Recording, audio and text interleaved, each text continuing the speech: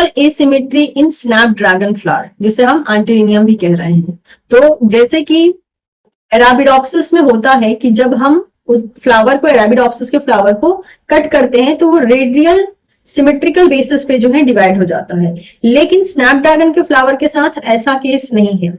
Snapdragon के flower को अगर आप देखते हो तो इसका जो एक तरीके से अपर मोस्ट, ये डोर्सल पार्ट जो है इसको हम अपर मोस्ट पार्ट भी कहते हैं, तो अपर मोस्ट पार्ट इसका अलग है, और ये जो वेंट्रल साइड है जिसको कि हम एक तरीके से लोअर पेटल्स भी कह सकते हैं, तो लोअर वाला पार्ट अलग है। अब इन दोनों को बनाने में अलग अलग जीन्स इंटरप्ले करती हैं। अब सवाल आता है ये कैसे होता है? तो हुआ ये था कि कार्ल लीनियस, ठीक है, कार्ल लीनियस जो थे वो फर्स्ट ऐसे व्यक्ति थे जिन्होंने इसको डिस्क्राइब किया था कि उन्होंने एक तरीके से एक प्लांट लिया था, that is the toadflax, और देखा था कि ये जो प्लांट का फ्लावर है एक्चुअल में जो है that is converted the bilaterally symmetrical flower to the radially symmetrical form, यानी कि उसका फ्लावर जो है बाइलेटरल सिमेट्रिकल सिमिलैरिटी शो कर रहा था, लेकिन उसमें जब म्यूटेशन हुआ तो वो रेडियली सिमेट्रिकल हो गया। रेडियली सिमेट्रिकल मतलब कि उसको कहीं से भी काटो तो हमको सेम मतलब की सिमेट्री मिलेगी, लेकिन पहले ऐसा नहीं था, ठीक है, पहले ऐसा नहीं था, मतलब कि इरेगुलर सिमेट्री थी पहले, यानी कोई एक प्लेन डिसाइडेड था कि कहां से आप कट करोगे तभी आपको बराबर पार्ट मिलेगा। अब जिस फ्लावर की मैं बात करूं जिसपे कार्ल लीनियस ने एक्सपेरिमेंट किया था वो फ्लावर ये था कि शुरुआत में जो है जब आप इसको यहां से कट करोगे तभी आपको दोनों पार्ट एक जैसे मिलेंगे। आप खुद एक बार इमेजिन करके देखिए, तो इसको जब आप एक प्लेन से कट करोगे तभी आपको दो सिमेट्रिकल पार्ट मिलेंगे, लेकिन जब इसमें म्यूटेशन हो गया तो इस म्यूटेशन के कारण ये फिनोटाइप मिला। अब इस फिनोटाइप को देखिए, अब आप इसको किसी भी प्लेन से कट कीजिए, ठीक है, किसी भी प्लेन से कट कीजिए, आपको सारा का सारा पार्ट एक ही जैसा मिलेगा।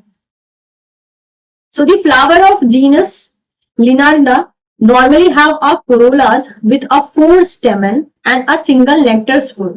This bizarre specimen described by the Linnaeus had a 5 stamen, जैसे कि आप यहां पे देख पा रहे हैं, and 5 nectar spores. This abnormal radially asymmetrical state are dubbed Piloria by the Linnaeus from a Greek word called monster. तो उन्होंने ये जो फेनोटाइप मिला इसको जो है इन्होंने नाम दिया दैट इज पिलोरिया, जिसका ग्रीक में मतलब होता है मॉन्स्टर। क्यों? क्योंकि ये देखने में कुछ मॉन्स्टर जैसा ही लग रहा है, राइट? और आफ्टर म्यूटेशन इसने कौन सी सिमेट्री ले ली? दैट इज रेडियल सिमेट्री ले ली,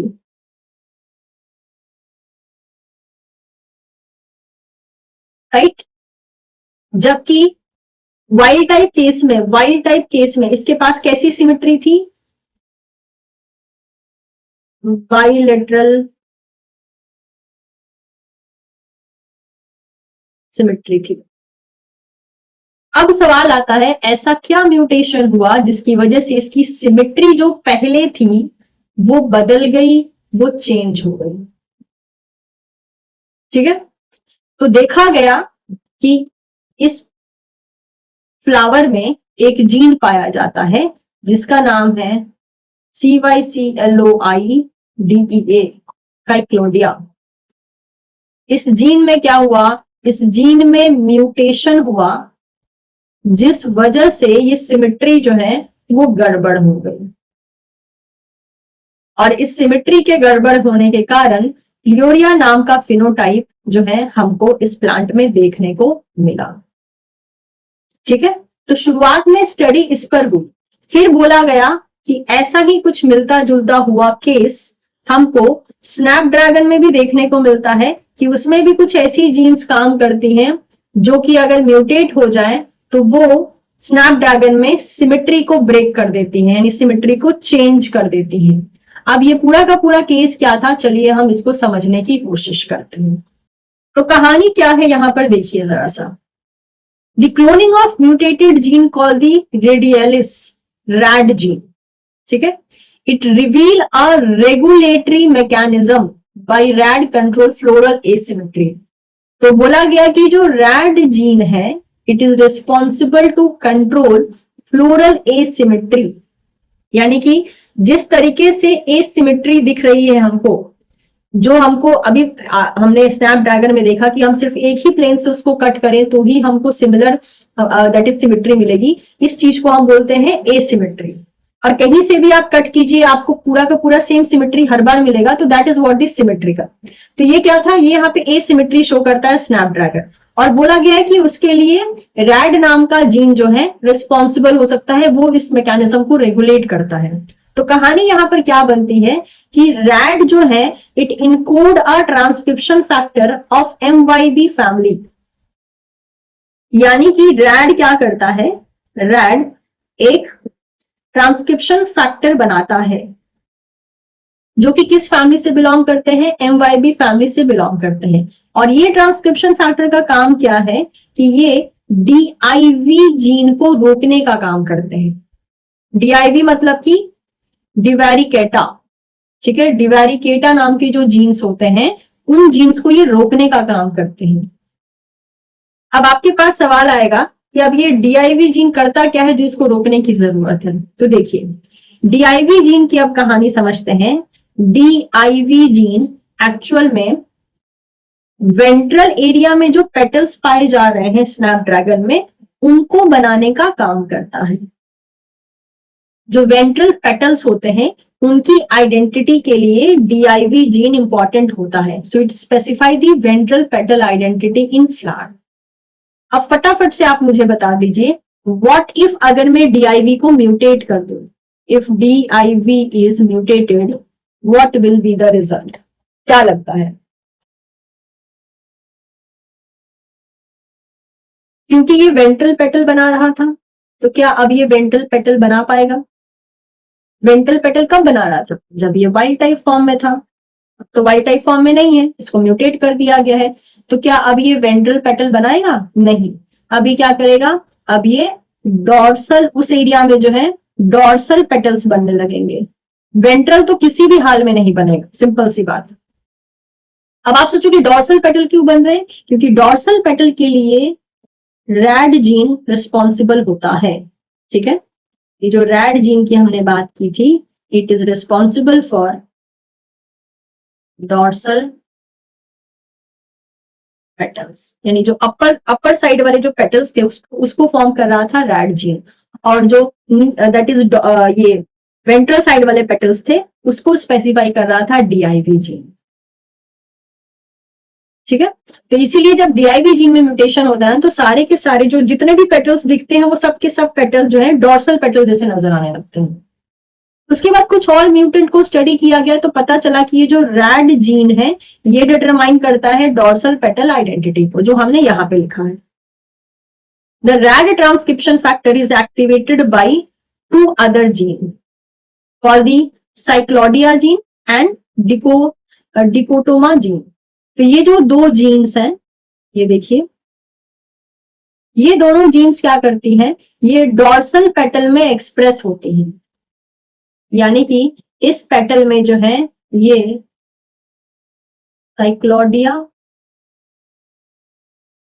जीन और डाइकोटोमा जीन ये एक्सप्रेस होती है। ठीक है, और ये मिलके क्या करती हैं, ये मिलके रैड जीन का एक्सप्रेशन करवाती हैं, और रैड जीन बदले में डॉर्सल पेटल्स आइडेंटिटी देता है। और डॉर्सल पेटल वाली जगह पे that is साइक्लोडिया and Dichotoma gene काम करती है, वहीं पे वो रहती है, वहीं पे वो रैड जीन का एक्टिवेशन करवाती है, और रैड जीन एक्टिवेट होते ही डॉर्सल पेटल की आइडेंटिटी देना शुरू कर देता है। तो इस तरीके से the expression of a RAD thus allowed DIV to be repress in the dorsal part, यानी कि डॉर्सल एरिया में जब रैड एक्सप्रेस होता है तो रैड वहां पर जो है DIV को रोक देता है, क्योंकि वो डॉर्सल साइड वाला एरिया है, डॉर्सल पेटल का एरिया है, वहां वेंट्रल पेटल्स नहीं बनने चाहिए, इसलिए रैड DIV को वहां पे रोक देता है। ओके, और जहां पर रैड एक्सप्रेस नहीं हो रहा है, कहां पे एक्सप्रेस नहीं हो रहा है, यहां पर नो रैड एक्सप्रेशन। तो जहां पर रैड एक्सप्रेस नहीं होता है वहां पर डीआईवी एक्सप्रेस होता है और वो वहां पे वेंट्रल फेट देता है। इसीलिए मुझे बताइए कि अगर मैं लॉस ऑफ फंक्शन करवा दूं that is साइक्लॉडिया and Dichotoma gene का, तो क्या होगा? क्योंकि इसकी वजह से जो है डॉर्सल और वेंट्रल एरिया डिसाइड हो रहा है। तो अगर आप इन्हीं को म्यूटेट करवा देंगे तो सीधी सी बात है कि ये जो डॉर्सल पेटल और वेंट्रल पेटल की वजह से ये जो सिमिलैरिटी डिसाइड हो रही है वो सिमिलैरिटी लॉस हो जाएगी, पूरा फ्लावर एक जैसा दिखने लगेगा, राइट? अब पूरा फ्लावर अगर एक जैसा दिखने लगेगा तो उस फ्लावर को आप कहीं से भी कट करो वो क्या करेगा, वो सिमेट्री शो करेगा। तो यानी कि एसिमेट्रिकल पैटर्न से आपने उसको रेडियली सिमेट्रिकल पैटर्न में शिफ्ट करवा दिया अगर साइक्लॉडिया या दैट इज डिकोटोमा जीन जो है अगर म्यूटेट हो जाए या इनका लॉस ऑफ फंक्शन हो जाए तो। यानी कि आप जो ये जो फ्लावर है स्नैपड्रैगन का दैट इज बायोलेट्रिकल सिमेट्रिक शो कर रहा है, ठीक है, या एसिमेट्री आप बोल सकते हो। तो ये फ्लावर क्या हो जाएगा, ये रेडियली सिमेट्रिकल में चेंज हो जाएगा।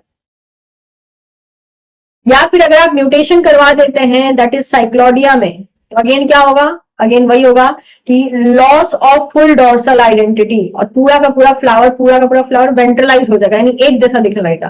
तो अगेन जो उसके पास दैट इज बाइलेटरल सिमेट्री थी वो ब्रेक होके रेडियल सिमेट्री में चेंज हो गई,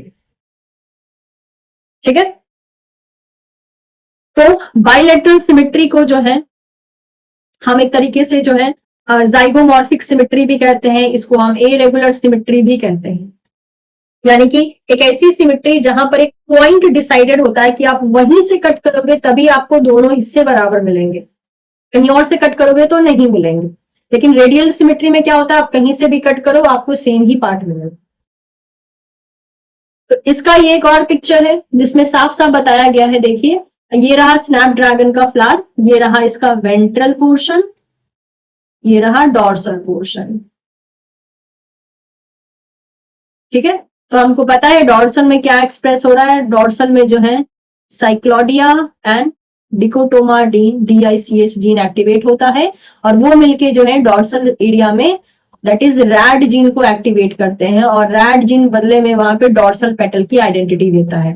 और जब वो डॉर्सल पेटल की आइडेंटिटी देता है तो वहां पे वो DIV जीन को रोक देता है कि भाई तू यहाँ एक्सप्रेस नहीं कर सकता, ये तेरा एरिया नहीं है।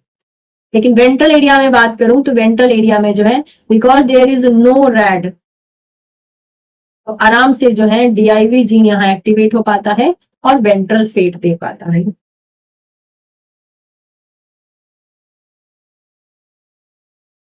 यही चीज यहाँ पे दी गई है कि साइक्लॉडिया एंड DICH जीन जो है ये दोनों क्या करेंगे, इन दोनों का कॉम्बिनेशन रैड जीन को एक्टिवेट करवाएगा, रैड जीन डॉर्सल आइडेंटिटी देगा, जहां पे वो डॉर्सल आइडेंटिटी देगा वहां पे वो DIV को एक्सप्रेस नहीं होने देगा और जहां पे DIV एक्सप्रेस होगा वहां पे वेंट्रल आइडेंटिटी होगी।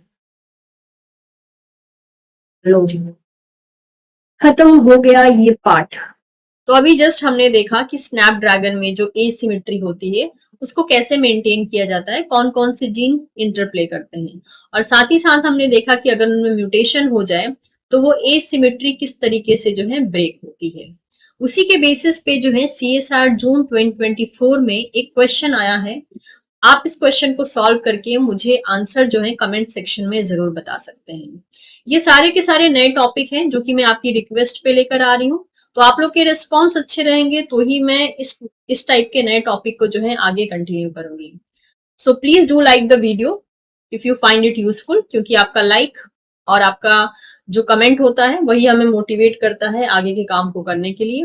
And don't forget to subscribe Teaching Pathshala for more such video updates. Thank you so much everyone. We'll see you soon in the next session.